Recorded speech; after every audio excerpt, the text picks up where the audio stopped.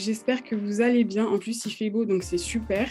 Je vais vous réexpliquer un peu le mode de fonctionnement de la masterclass. Le but, c'est de vous présenter une pièce, qu'on fasse une pièce ensemble de A à Z. Ici, ce sera une véranda d'été. Alors, je vous partage mon écran. Normalement, vous voyez l'écran. Alors, le but de cette masterclass aujourd'hui, comme je vous ai dit, c'est de créer une véranda. Ça va être celle-ci, une petite véranda d'été ouverte, voilà, sur un séjour qui est juste ici. Je vais vous montrer pas mal de fonctionnalités, donc ça va pas être très axé sur la décoration. Là, c'est vraiment surtout sur des fonctionnalités pour que vous puissiez apprendre si certains et certaines ne connaissent pas toutes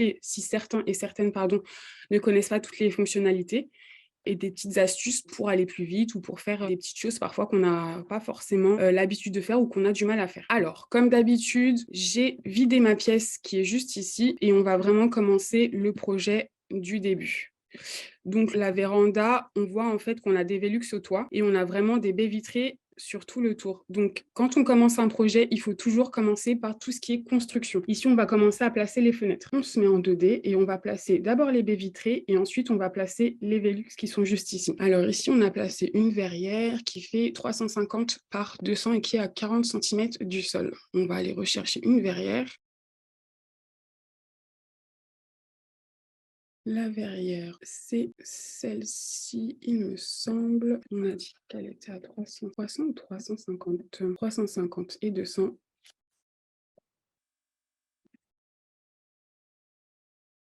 Et on a dit, si je ne dis pas de bêtises, qu'elle est à 40. Hop. La vitre, on la laisse telle quelle. La fenêtre, on va changer le contour. Il me semble que c'est ce bois-là que j'ai placé, c'est ça. Et on va la placer juste ici. À savoir qu'une verrière, c'est exactement comme une fenêtre, c'est-à-dire qu'elle se place uniquement sur les murs. On va avoir exactement la même verrière de ce côté-là. Donc, on va simplement la dupliquer et la placer juste ici. En 2D, je vous montre. Hop, voilà. Ensuite, ici, donc je vais me remettre en 3D pour que vous puissiez voir. Ici, on a une fenêtre. Ici. Une fenêtre fixe. Et ici, on a deux fenêtres que j'ai ouvertes. Alors, il faut savoir que sur Ombami, on a l'option d'ouverture de fenêtre, mais elle ne fonctionne pas, en tout cas, elle n'est pas active quand on fait les images réalistes. Donc, pour avoir cet effet de fenêtre ouverte quand on fait les images réalistes, je vais vous montrer ce que moi je fais et ce qui peut être utile pour vous. Donc, dans un premier temps, ici, on va placer la verrière. C'est exactement la même que celle-ci, sauf qu'elle n'a qu'une seule ouverture, donc c'est vraiment une verrière fixe. On va aller la rechercher. Hop, ça va être celle-ci. Les dimensions, elles sont de 250 par 170. Et on est à 70 du sol. Les menuiseries, elles sont dans le même bois. Et quand vous placez vos verrières, pareil, au niveau de l'intersection, faites bien attention à ne pas les placer ici parce que ça va vous créer un bug en fait au niveau du logiciel. Donc toujours vraiment la mettre après l'intersection. Ensuite ici, pour avoir cet effet de fenêtre ouverte, je vais vous zoomer pour que vous puissiez voir. J'ai placé ici, pas une fenêtre, mais une ouverture rectangulaire. Et ici, j'ai tout simplement placé des baies vitrées fixes. Donc on va dans un premier temps placer notre ouverture. L'ouverture, elle fait 250 par 170, exactement les mêmes dimensions que la verrière qui est juste à côté. Donc on va aller chercher ouverture, celle-ci,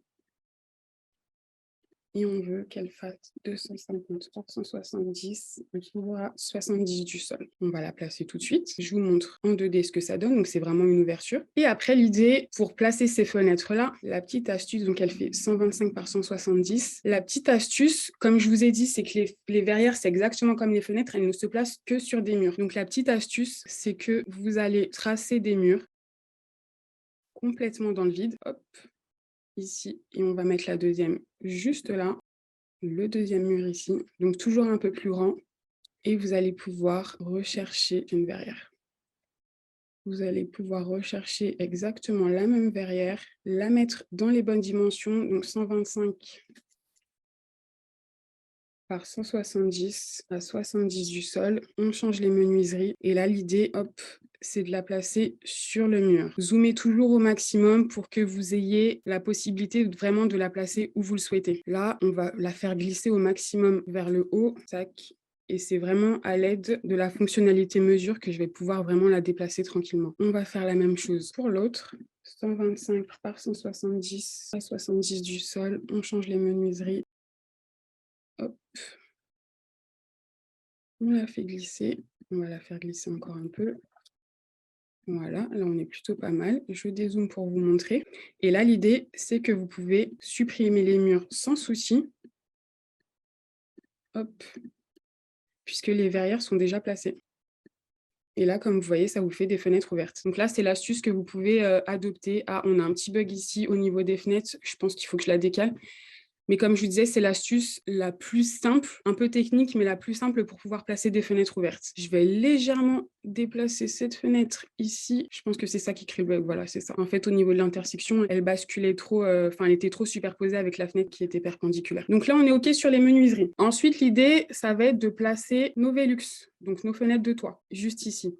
Et comme vous le voyez, c'est une sous-pente. Généralement, les vérandas, elles sont toujours en sous-pente. Même si vous avez l'impression que le toit est droit, les verrières, en fait, les Velux ne peuvent jamais, même dans la réalité, ne peuvent jamais se placer sur des toits plats. Donc, c'est toujours légèrement incliné. L'idée, c'est de cliquer sur le mur où on veut créer la sous-pente, cliquer sur modifier et vous activez le curseur sous-pente. Vous avez deux dimensions. La dimension de la hauteur, c'est la hauteur du mur qui est juste ici, de ce mur-là.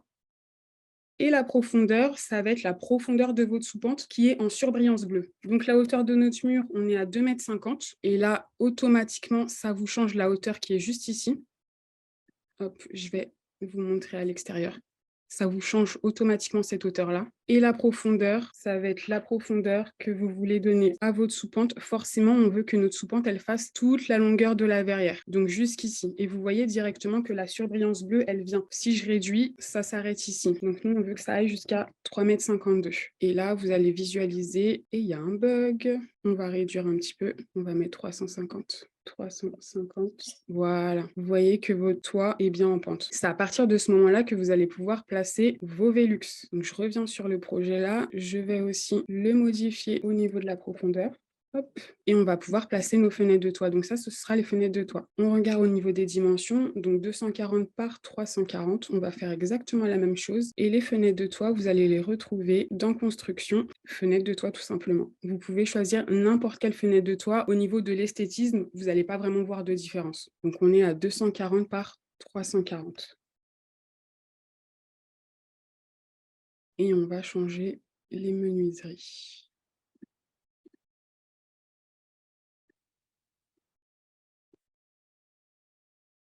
Et pareil pour les fenêtres de toit, elles vont se placer uniquement sur la partie que vous avez en surbrillance bleue. Faites attention parce qu'elles peuvent se superposer sur les murs directement. Donc l'idée, ça va être de zoomer pareil au maximum pour pouvoir être précis. Et l'idée, ça va être tout simplement de dupliquer pour que l'autre se place aussi juste à côté. Et là, on est plutôt d'écart par rapport aux fenêtres. Et voilà vos fenêtres de toit. Pour la partie construction, on est OK. On va pouvoir commencer à meubler. Alors, quand on voit cette véranda, on voit qu'on a un banc sur tout le tour et on a des rangements. Tout ça, c'est des choses qui ont été faites avec des formes libres. Donc, je vous rappelle que les formes libres, c'est vraiment quelque chose que vous pouvez utiliser pour tout et n'importe quoi, pour tout construire. Ça permet vraiment, en fait, de construire vraiment ce que vous souhaitez, que ce soit des meubles, des bibliothèques, des constructions, des niches. Enfin, vraiment, vous pouvez vraiment tout faire et vous pouvez appliquer la texture ou la couleur que vous souhaitez aussi dessus. Donc, c'est vraiment pas mal. Ici, on va commencer par ce côté-là. Donc là, on a d'abord une forme libre qui fait 500 par 60 et 45 de profondeur. J'ai dit 60, non 500, 560, 45. Donc forme libre.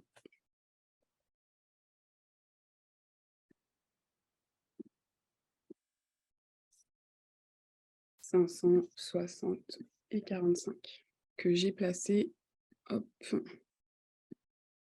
juste ici. Je vais mettre en 2D pour la placer. Je vais supprimer cette verrière et je vais placer. Alors pourquoi? C'est pas grave, on va utiliser mesure pour placer plus facilement. Voilà. Et si vous voyez bien, j'ai appliqué une texture, donc je pense que vous n'allez pas bien le voir. J'ai appliqué une texture effet béton dessus, donc on va l'appliquer tout de suite. Et moi, je l'avais enregistré en fait dans mes favoris. Comme ça va me permettre de dupliquer directement ce cube-là et de le redimensionner pour le placer directement. On a un cube et ici, du coup, on a un banc qui vient juste devant. Et là, on voit qu'on a placé du coup une planche de 500 et de 5 cm de hauteur, 40 cm de profondeur. En bas, c'est pareil. Et à chaque fois, ici, j'ai placé des meubles muraux et j'ai fait à chaque fois les intersections avec des formes libres aussi. Du coup, on a 5 cm de hauteur, 45 de profondeur, on est OK. On se met en 2D, mesure 40 cm. Je me remets en 3D pour ajuster la hauteur, mais on est OK. Donc là, j'ai placé cette partie-là. Je vais placer le côté qui est juste ici, ou pas d'ailleurs, je vais placer tout ce qui est en bas. Ça va être beaucoup plus simple. 352, on est à 40. Dupliquer, modifier, 352. Et là, la profondeur a changé. Ça va être identique pour les deux côtés. Mesure 0, dupliquer. Et on fait la même chose de l'autre côté. Voilà pour la base de notre banc. Ensuite, comme je vous disais, on va faire les côtés. On va commencer ici, ce sera plus simple. Donc le côté, il fait 5 de largeur, 40 et 40. On va dupliquer 5, 40, hop, et on va pouvoir le positionner directement ici.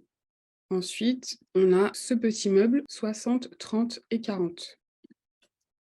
Et les meubles, pareil, c'est des meubles en fait de cuisine, c'est des meubles haute cuisine, mais qu'on utilise vraiment, enfin que j'utilise maintenant, je pense que vous le savez déjà, je les utilise vraiment pour tout, parce que vous pouvez vraiment modifier tout ce qui est dimension, c'est un article générique, donc vous pouvez vraiment tout modifier, que ce soit la dimension, la texture, la couleur, c'est vraiment top. Donc on a dit qu'ils font 60, 30 et 40, 60, 30 et 40. Et l'idée, ça va être de le positionner juste là, mesure 42, et là on est OK. Et là l'idée, alors je vérifie si on est bon, normalement tout est OK. Et l'idée, hop, ça va être de positionner à chaque fois un meuble, une intersection, un meuble, une intersection, et après de finaliser le haut avec une planche pour le banc. Tout ça, il faut le faire pour tout le tour. C'est exactement la même technique pour tout le tour de notre véranda. Alors, on va pas le faire puisque ça prend énormément, enfin ça prend énormément de temps, ça va vous prendre une bonne dizaine de minutes, mais là, je vous ai donné l'astuce, donc c'est très simple, hein. Après, il faut juste dupliquer, décaler à chaque fois 10 cm, etc. Ce qu'on va faire, c'est que on va prendre ce projet-là où j'ai déjà avancé dessus. Vu que vous avez déjà l'astuce, il n'y aura aucun souci. On en est exactement à la même étape. Ici, j'ai juste pas mis de cube pour laisser un vide et pour pouvoir ranger des éléments dessus. Ici, au niveau de la construction du banc, on est OK. On peut passer à l'étape du revêtement. Le revêtement ici, j'ai placé du coup ce qu'on appelle des tasseaux de bois. Donc, c'est les wood up ici sur Home by Me. On a juste à aller dans la bibliothèque. Et il me semble que j'ai pris le gris rustique. Et ce qui est pas mal en fait avec les panneaux, c'est que vous pouvez dissocier, enfin vous pouvez dégrouper en fait les tasseaux. Là, on ne va pas en avoir besoin, mais vous pouvez les dégrouper. Et après, ça vous fait des lamelles en fait vraiment indépendantes. Donc c'est vraiment pas mal. Tac. Je pense qu'on peut commencer ici. Ça va nous permettre de pouvoir dupliquer plus facilement. Et là, on n'a plus qu'à dupliquer.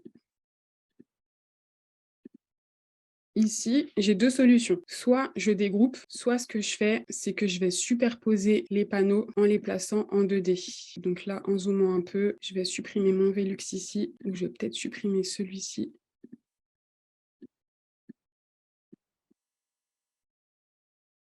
Et là, une fois qu'il est superposé, on voit bien qu'il n'y a aucune différence. Il nous manque, ce qui est embêtant avec ces panneaux-là, c'est qu'ils ne font que 240 cm de hauteur. On ne peut pas modifier la hauteur à plus de 240. Donc l'astuce, en fait, pour combler le vide juste ici, ça va être de dupliquer votre panneau, modifier la hauteur. Donc je pense qu'il nous manque 36 cm. Je vais vérifier, mais je crois que c'est ça. Voilà, c'est ça. Modifier 36 cm. Il nous manque juste 36 cm et en fait, on va combler le vide juste au-dessus.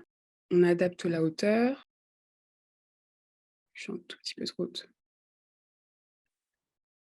On se met en 2D, on zoome et ça va nous permettre, voilà, de le coller pile ici. Et là, on va pouvoir dupliquer sans souci. On regarde en 3D ce que ça donne. Il me manque un panneau juste ici. Et là, je duplique le dernier. On zoome. Et là, hop, j'ai juste à placer. Et là, quand on regarde en 3D, on est OK. Une fois que tout ce qui est construction, revêtement est OK, on va pouvoir commencer à aménager notre espace.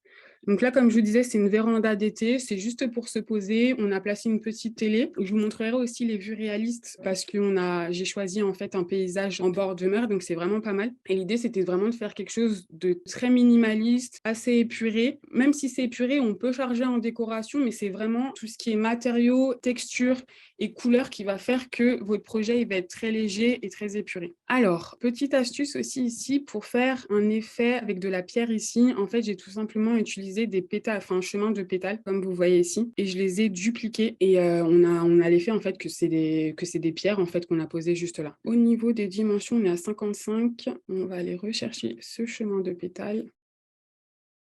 Juste là. Donc effectivement, c'est un chemin de pétales, mais quand vous allez faire vos images réalistes, on ne va pas du tout le voir. Donc ça, tout ça, c'est des petites astuces pour vos projets qui peuvent être pas mal. 55. Et après, on n'a rien modifié. On va juste aller les placer. Je vais placer après mon Velux que j'ai supprimé. Il faut que je le pousse légèrement. Voilà. On peut dupliquer sur toute la longueur.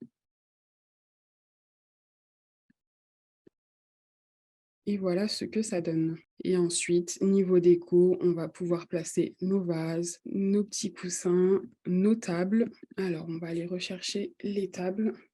Petite table basse, ça va être celle-ci, des jolies tables en béton.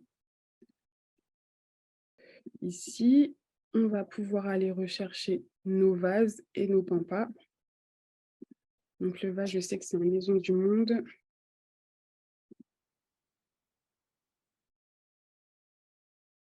Hop, on va aussi le dupliquer juste là.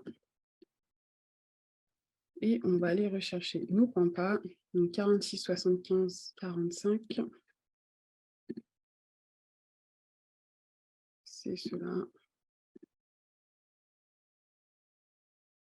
Et l'idée, c'est d'avoir l'impression que les pampas sont dans le vase.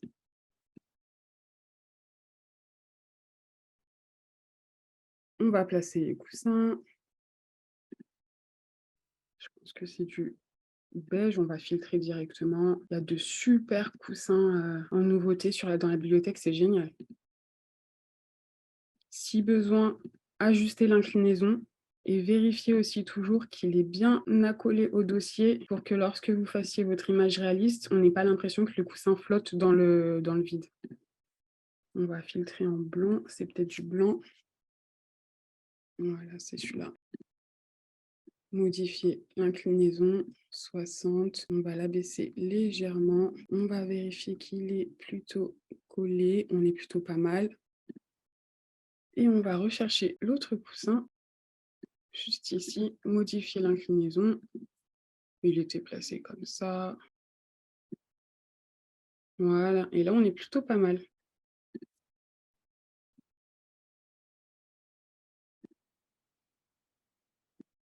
Hop. Voilà, pour avoir l'impression que c'est posé sur la pierre. Et on va placer des vases. Hop.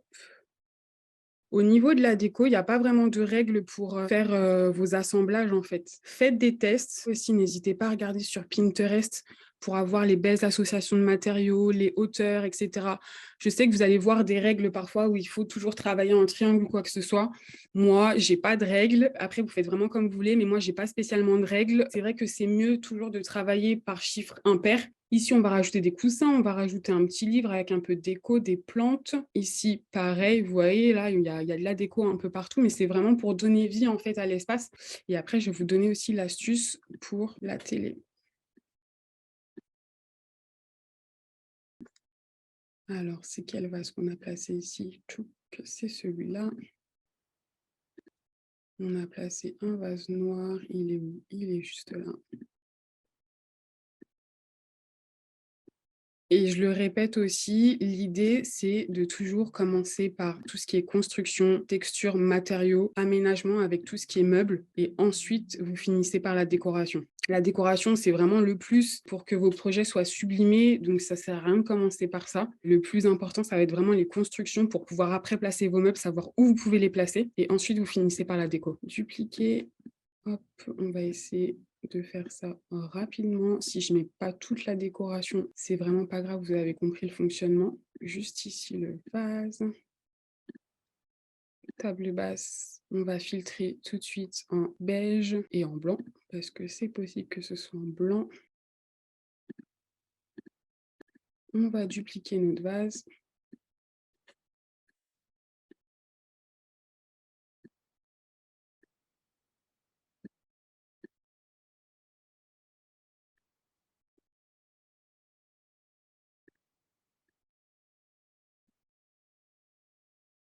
Et après, vous pouvez finaliser la déco. On va vraiment pas tout faire parce que c'est vraiment quelque chose qui se répète. Voilà, on va légèrement le déplacer, on est OK. Et ce que je voulais vous montrer pour la télé aussi, parce que vous voyez, on a une télé et on a un contour en fait en cadre, notamment les nouvelles télés Samsung, c'est un peu à la mode en ce moment. Et en fait, vous pouvez créer cette télé-là en trichant avec un cadre tout simplement. Donc là, j'ai placé ma télé, donc 180-120, on va aller la rechercher, téléviseur. Je modifie les dimensions. Donc, c'est une très grande télé, hein, c'est pour limite avoir une salle de cinéma. Faites toujours attention à ne pas mettre vos télés trop hautes. Je le vois souvent dans les projets, les télés, elles sont beaucoup trop hautes. C'est pas naturel. Et du coup, l'idée, ça va être de prendre un cadre, peu importe le cadre que vous prenez, un cadre photo. Vous allez tout simplement mettre le cadre aux dimensions de la télé, changer aussi la profondeur et changer le contour du cadre. Donc 180, 120. Ici, on a mis 4 cm en profondeur. On enlève bien évidemment le vitrage.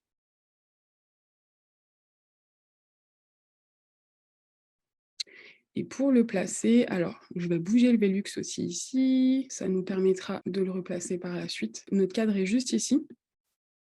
Et l'idée, c'est juste de le placer sur la télé. Il est peut-être pas bien mis, mais je me remets en 3D pour pouvoir ajuster la hauteur après par la suite. En 2D, au moins, ça me permet de bien positionner le cadre sur la télé, au niveau de la télé. Et après, en 3D, je l'ajuste. Et en 2D, je vais replacer mes Velux. Tac, dupliquer. 3D.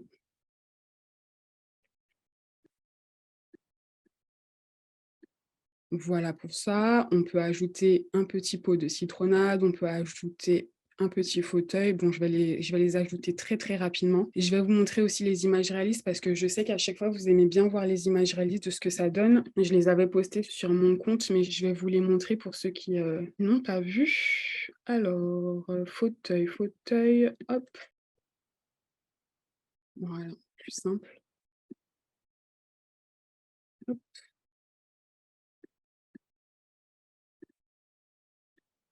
Dupliquer.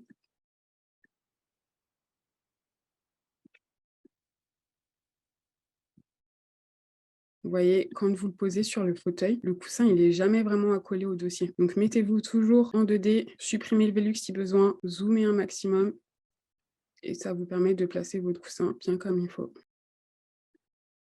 Allez, je place rapidement les coussins. On est plutôt pas mal. Dupliquer.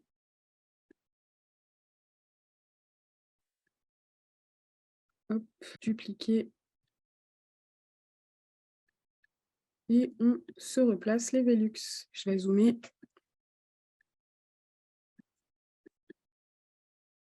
Voilà. Donc, j'ai vraiment fait très, très, très rapidement. Comme je vous ai dit, vous avez compris le principe. Il nous manque notre petite citronnade et quelques petites décos, mais au moins, vous avez vraiment compris le principe. Voilà pour cette pièce. Je vous remontre ce que ça donne à la fin. Hop. Et je vous montre ce que ça donne du coup avec les images réalistes. Masterclass véranda, détail du projet, images. Et voilà ce que ça donne avec le fond mer.